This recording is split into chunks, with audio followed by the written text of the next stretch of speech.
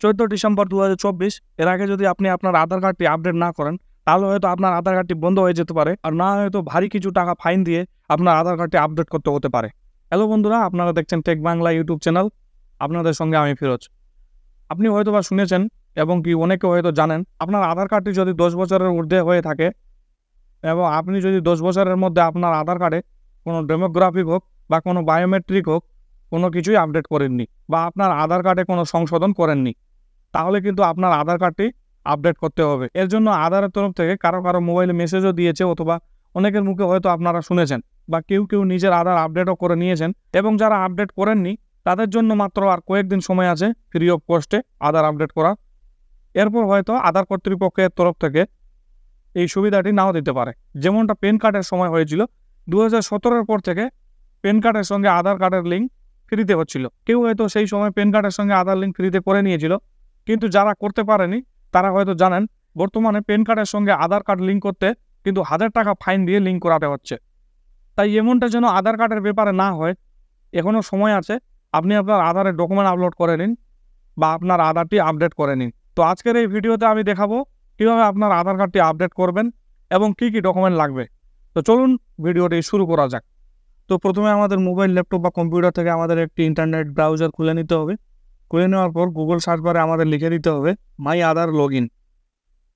My Aadhaar log in লিখে আমরা search করে দেবো। সার্চ করে দেওয়ার পর আমাদের সামনে এরকম একটি পেজ চলে আসবে। তো প্রথমে লিঙ্কটা আমরা দেখতে পাচ্ছি UIDAI myAadhar.uidai.gov.in। এই লিঙ্কে আমাদের ক্লিক করে দিতে হবে। ক্লিক করে দেওয়ার পর আধার কার্ডের যে অফিসিয়াল ওয়েবসাইটের ড্যাশবোর্ড সেটি আমাদের এখানে খুলে গেছে। তো আমরা একটু স্ক্রল করে নিচে যাব। নিচে এসে আমরা এখানে দেখতে পাচ্ছি লগ ইন। তো তার আগে আপনাদের বলে দেই, আপনার আধার কার্ডটি আপডেট করার জন্য আপনার আধার কার্ডে মোবাইল নাম্বার যুক্ত থাকা বাধ্যতামূলক। তো এবার আমরা লগ ইনে ক্লিক করে দেব। লগ ইনে ক্লিক করে দেওয়ার পর আমাদের সামনে এরকম একটি পেজ চলে এসেছে। তারপর আমাদের এখানে বলেছে ইন্টার আধার নাম্বার। তো এখানে আমাদের আধার নাম্বারটি বসিয়ে দিতে হবে। তারপর এখানে বলেছে ইন্টার ক্যাপচার।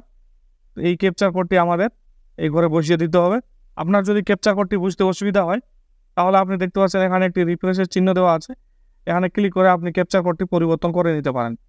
তো আমরা এবার আধার নাম্বারটি বসিয়ে দেব। আধার নাম্বারটি বসিয়ে দেওয়ার পর আমরা এবার ক্যাপচার কোডটি বসিয়ে দেব। ক্যাপচার কোডটি বসিয়ে দেওয়ার পর তারপর আমরা এখানে দেখতে পাচ্ছি লগ ইন উইথ ওটিপি।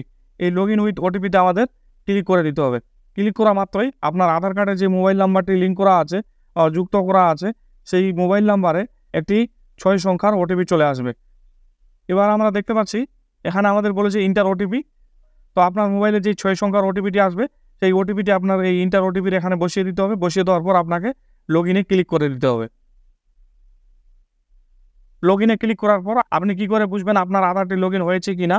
তো আমরা এই কর্নারে দেখতে পাচ্ছি আমি যে আধারটি লগ ইন করেছি সেই আধার হোল্ডারের ফটো এখানে শো করছে। এরপর আমরা একটু স্ক্রল করে নিচে যাব। তো আমরা এখানে দেখতে পাচ্ছি ডকুমেন্ট আপডেট। তারপর আমাদের এখানে লেখা আছে click here two upload your proof of identity and proof of address documents. This service is free of cost till 14/12/2024। এখানে বলা হয়েছে 2024-এর ডিসেম্বরের 14 তারিখ অবধি এই পরিষেবাটি চালু থাকবে। আধার কর্তৃপক্ষ এরপরে হয়তো সময় বাড়াতেও পারে, সময় না বাড়াতেও পারে। এরপরে হয়তো ফাইন দিয়ে আপনাকে আপনার আধার কার্ডটিতে ডকুমেন্ট আপডেট করতে হতে পারে বা আপনার আধার কার্ডটি আপডেট করতে হতে পারে।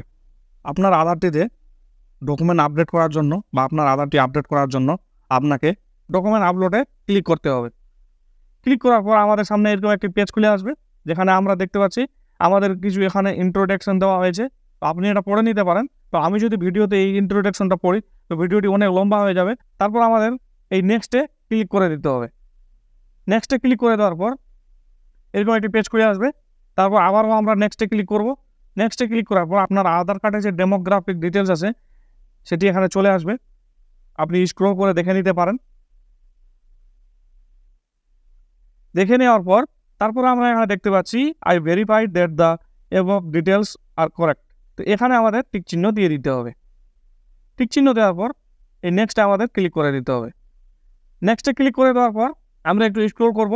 তো এখানে আমাদের বলা হয়েছে আমরা যে ডকুমেন্টটি আপলোড করব সেই ডকুমেন্টের সাইজ হতে হবে 2 MBর নিচে এবং জেপিজি, পিএনজি, পিডিএফের মধ্যে হতে হবে।